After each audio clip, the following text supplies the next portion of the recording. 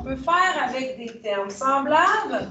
On a vu un petit peu avant-hier qu'on pouvait finalement regrouper, hein, additionner ou soustraire des termes qui sont semblables. Donc là, on va simplement venir le noter comme il faut dans notre théorie. Fait que j'ai quand même revenu avec des exemples d'une addition, mais qui n'est pas algébrique. Donc, admettons que je te dis que tu as 2 sacs de bonbons, qu'on ne sait pas combien qu'il y en a dedans, plus 4 bonbons, plus 3 sacs encore, et moins 1. Il y a un petit moins. Est-ce qu'on serait capable de simplifier cette expression-là? Qu'est-ce qu'on pourrait regrouper ensemble, finalement, là, Mademoiselle April? 5 sacs de bonbons. 5 sacs de bonbons. Donc, on peut mettre les sacs ensemble. 5 sacs. Puis 5 bonbons. Et finalement, j'en ai 4, mais ici, un petit moins, par contre. On enlevait un. 4 bonbons. Donc, on va baisser à 3. C'est correct, c'est correct. Si on voulait le placer de façon algébrique, hein, comment on va pouvoir, c'est qu'on ne connaît pas combien il y a de bonbons dans nos sacs. Donc, comment pourrions-nous résumer ça plutôt en une expression algébrique? Oui, Marie-Jade. 5x plus. On pourrait simplement dire 5 sacs, 5x, je ne sais pas la quantité, moins 3. OK? Donc, on voit qu'on ne peut pas aller plus loin. On ne peut pas faire le 5. Est-ce que j'aurais le droit de venir écrire 5 moins 3, 2x? Non, c'est x, ça, c'est pas la valeur. On ne sait pas la valeur des x. Donc, c'est pas vrai qu'il me reste 2 sacs à la fin de cette chose-là. Hein? Vous voyez qu'ici, est-ce que c'est des termes semblables? X, c'est moins 3. Hein? Fait que ça, là, la police des maths va arriver. Et si jamais ils vous voient, la police des maths, là, c'est pas drôle quand la police des maths arrive. Elle est vraiment invisible, hein? Je vous dis, elle arrive et elle est sournoise. Elle ne vous met pas des bonnes notes quand elle voit des choses comme ça. Oui, Cassandre. Mais pourquoi on fait un moins? Parce que logiquement, le déjà enlevé, c'est un 10. Effectivement, c'était positif. Oui, 4, moins 1, 3. Merci tout le monde. J'ai fait une mini coquille. Merci beaucoup. Ouais, elle est pas contente d'avoir été dans les... Et donc, là, la police des maths, elle va monter mon badge, là. Finalement, mettons que tu dis plutôt 5 plus 3, 8 sacs. C'est pas vrai qu'il y a 8 sacs, OK? Là, tu n'as pas le droit de les additionner. Oui, Pascal. Mais mettons, là, c'est 5 sacs, 5x moins 3. Mettons, là. Mettons, c'était le moins 3. Le plus, il devient quoi? Non, c'est peut-être plus, là, je comprends. D'où est-ce que le signe arrive ici? Non, mais si c'est 5x moins 3, il y a d'où le plus de... Moi, Ben, en fait, c'est que ici, là, si tu veux arriver avec un négatif, là, mettons, tu avais 2x, OK, moins 5, puis moins 2. Donc, tu vois que tu as 2x, puis tu as moins 5 avec moins 2, ça t'en fait moins 7. Donc, tu gardes ton moins. Si par contre, tu as 2x plus 5 plus 2, ben ça fait 2x plus 7. OK? Là, les plus n'ont pas le choix de demeurer. Mais quand il y a... Ça va dans 2x plus 5 moins 2. Plus 5 moins 2. On garde le moins. Donc, 5 moins 2, lui, c'est 3 qui vaut. Okay? Tu t'écris le signe du résultat. 2x. Donc, si tu prends plus 5, moins 2, ça fait plus 3. Donc, ça explique un peu le signe, d'où est-ce qu'il vient. Oui, Justin? Et comme, mettons, le numéro E, là, il y a, mettons, une parenthèse pour ça qu'il y a un moins. Oh, ça, c'est pour demain. On ne se rendra pas là aujourd'hui. Aujourd'hui, on fait juste les 4 premiers exemples. OK? On reste dans On ne règle pas encore avec des moins devant de parenthèses. C'est le prochain sujet. Donc, on a des petites expressions simples comme ceci. Donc, 3x, c'est juste que je vais te montrer qui est assez simple lorsqu'on les regroupe un par-dessus l'autre, dans le fond.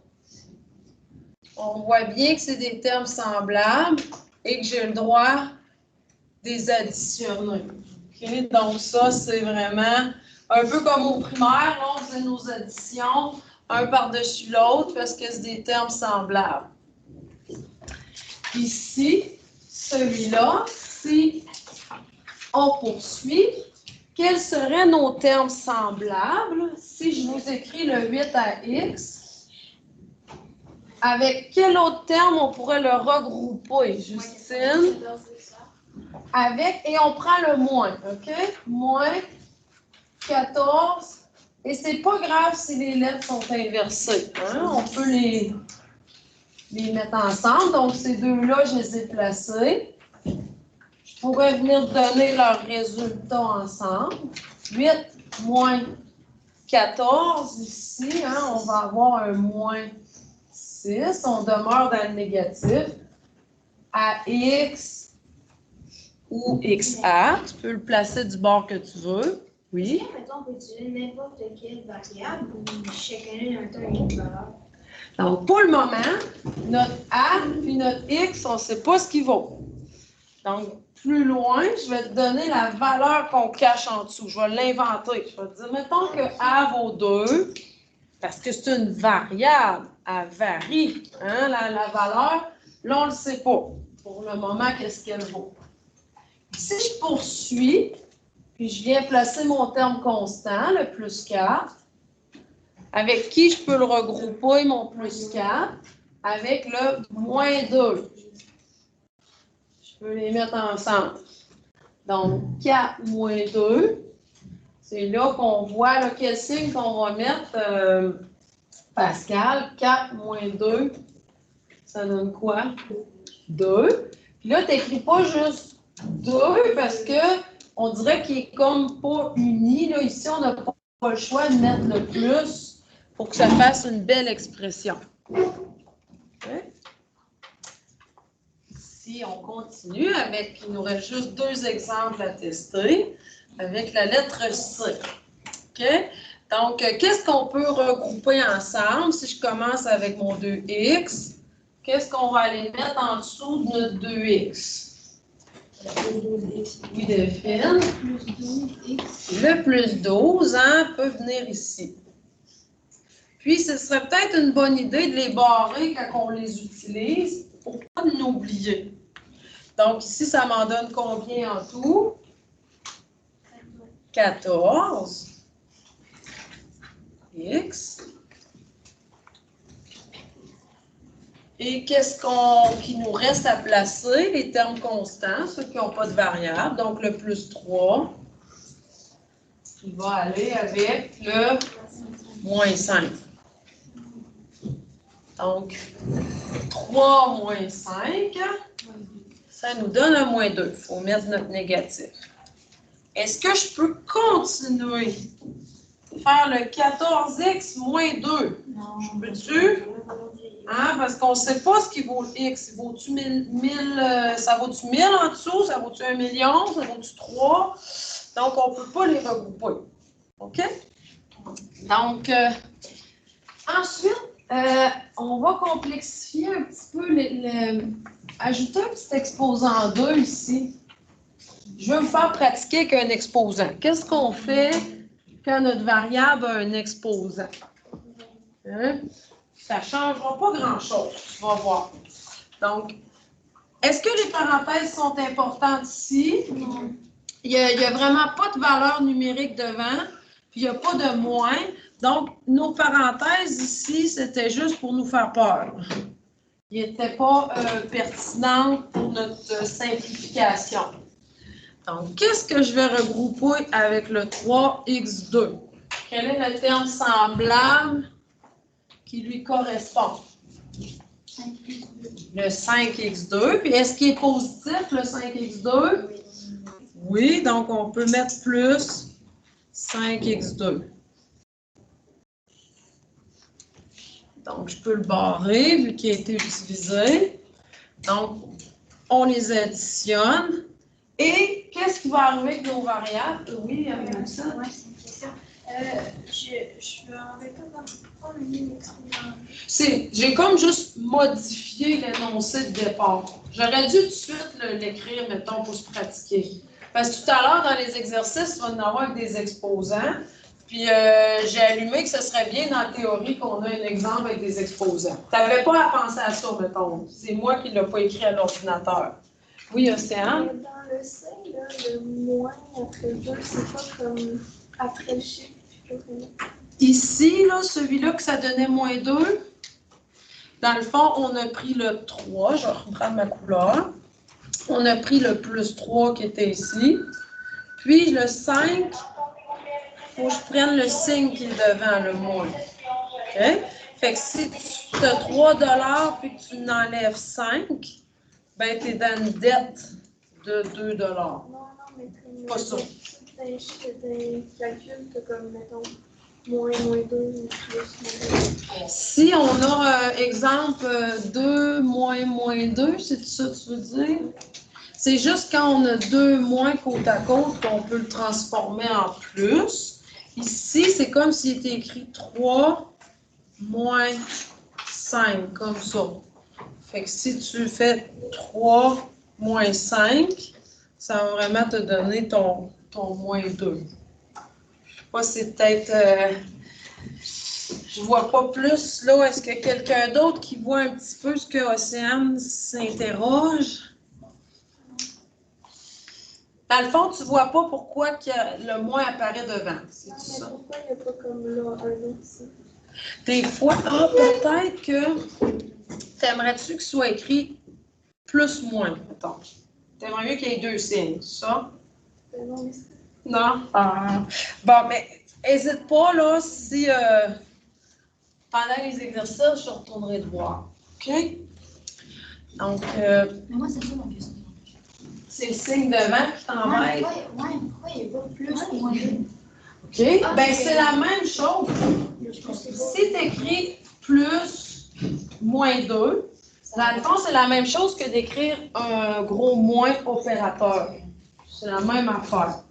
Fait que c'était mieux tout unir avec un plus, puis mettre la valeur du 2. C'est comme tu veux. Okay? Ou tu peux simplement mettre un gros moins entre les deux. Okay? Là, ça va nous permettre de le pratiquer ici. Mettons, je prends le 4 okay, avec le moins 7. Okay. Donc, 4 moins 7, ça nous donne quoi? J'avais oublié d'écrire. On était rendu à mettre les exposants. On fait juste écrire x à la 2. On n'additionne pas les exposants. On laisse simplement notre variable là, intacte. Et 4 moins 7. Donc, si tu ne le vois pas dans ta tête, tu peux prendre ta calculatrice. Oh.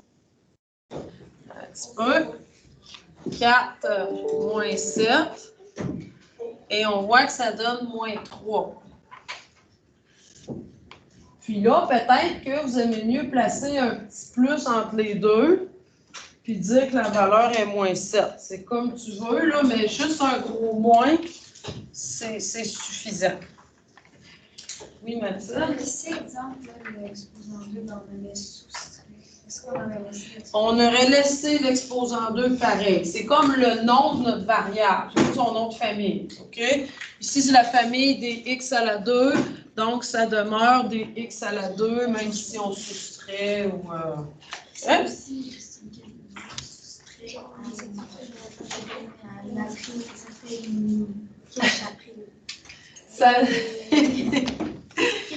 Et on va juste ajouter dans le bas de la page un petit périmètre algébrique. Tu as comme de l'espace, on ne les fera pas, les lettres G et H. Donc, je voudrais juste terminer avec un petit rectangle que j'aimerais que tu trouves son périmètre. Donc, admettons que tu as un rectangle dont ici, c'est 2y2 et que celui-là, c'est 3xy. Bon. Et là, vu que c'est un rectangle, les côtés parallèles sont égaux. Et là, j'aimerais que tu me donnes son périmètre. Comment qu'on pourrait... On n'arrivera pas à une valeur précise, là. Qu'est-ce qu'on fait quand on a des nombres, quand on veut vraiment calculer un périmètre normal? Oui, Pascal. Il faut tout additionner. Donc, tous nos 4 côtés, on les additionne. On peut multiplier par 2 vu qu'il y en a 2 de pareil. On n'a pas encore travaillé la multiplication. Fait que mettons qu'on y va vraiment juste avec l'addition. Puis qu'on n'oublie pas que nos côtés sont égaux. Donc, pourquoi j'oublie de les additionner? 3xy. Donc, je peux les regrouper. 3xy. Je peux ajouter lequel vous voulez additionner. Mettons que c'est lui que je viens de donner. On peut additionner quoi après?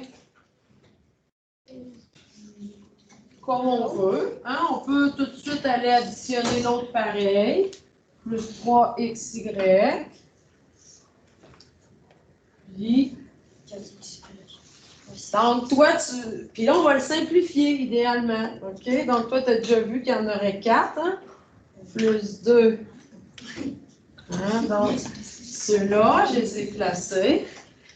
Donc, si on veut simplifier cette expression-là, quels seront les termes semblables qui peuvent s'y regrouper? Oui. Donc, ceux-ci, il y en a qui aiment mieux juste les encercler, ceux qui sont pareils, les mettre d'une couleur, ou on aurait pu additionner en colonne. Donc, ça t'en donne combien, Delphine? 6. XY. Puis, comme Pascal nous disait, les deux autres, ça m'en fait 2 plus 2, 4. Et c'est des Y2, eux autres. Okay? C'est la famille Y2. On ne peut pas aller plus loin que ça. Okay? Ça, c'est l'expression la plus réduite pour ceci. Donc là, je vais te donner 2 numéros à 2 pages à faire pour pratiquer ça. Donc, tu en as à la page 14, à la page 23. Puis, s'il te reste du temps, j'afficherai un numéro de périmètre algébrique au tableau. Manuel, page 20, numéro 15. Donc, on verra si c'est nécessaire. J'afficherai les périmètres algébriques. Donc, la page 14, si on s'y rend. Oh, comme ça. Donc, idéalement, là, tu peux faire tes petites colonnes pour regrouper les termes qui vont ensemble. Sur le côté, tu peux placer tes X ensemble. Tes X.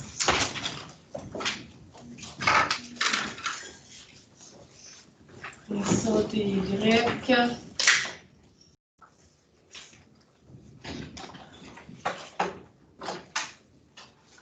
Je vais te laisser poursuivre